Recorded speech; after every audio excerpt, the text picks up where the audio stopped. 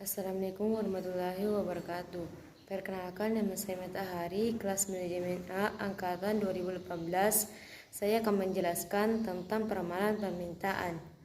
Peramalan permintaan atau forecasting demand merupakan tingkat permintaan produk-produk yang diharapkan akan terrealisasi untuk jangka waktu tertentu pada masa yang akan datang. Pentingnya peramalan ekonomi.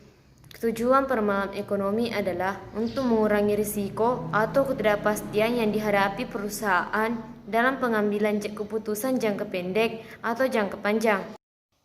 Langkah melakukan peramalan ekonomi ada 3. Langkah pertama, melakukan peramalan ekonomi makro tentang kegiatan ekonomi secara keseluruhan, misalnya GNP dan kondisi bisnis. Langkah kedua, membuat peramalan ekonomi mikro tentang permintaan dan penjualan dari industri dan perusahaan, misalnya bangsa pasar historis, dan strategi pemasaran yang direncanakan atau perkenalan produk baru, perubahan harga, dan upaya promosi.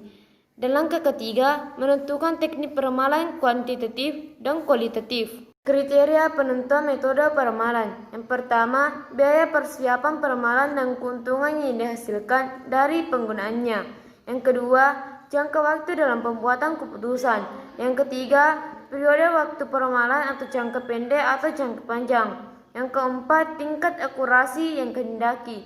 Yang kelima, kualitas dan ketersediaan data. Yang keenam, tingkat kerumitan hubungan yang akan diramalkan. Metode peramalan permintaan ada 2. Yang pertama, metode kualitatif. Peramalan kualitatif umumnya bersifat subjektif, dipengaruhi oleh intuisi, emosi, pendidikan, dan pengalaman seseorang. Metode peramalan permintaan secara kualitatif berhubungan dengan data-data kualitatif, misalnya selera konsumen terhadap suatu produk atau survei tentang loyalitas konsumen dan lain-lain. Forecasting kualitatif dapat dikelompokkan dalam beberapa metode teknik seperti teknik survei, teknik jajak pendapat, metode Delphi, analogi historis, dan dugaan manajemen.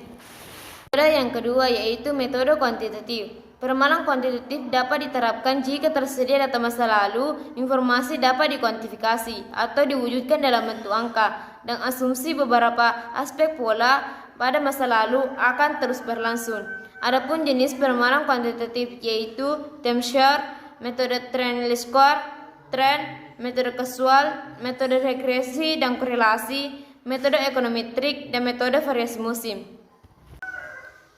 Faktor-faktor yang mempengaruhi peramalan. Yang pertama, kondisi umum bisnis dan ekonomi. Yang kedua, reaksi dan tindakan pesaing. Yang ketiga, tindakan pemerintah. Yang keempat, kecenderungan pasar. Yang kelima, siklus hidup produk. Yang keenam, gaya dan mode. Yang ketujuh, perubahan permintaan. Yang kedelapan, konsumen inovasi teknologi.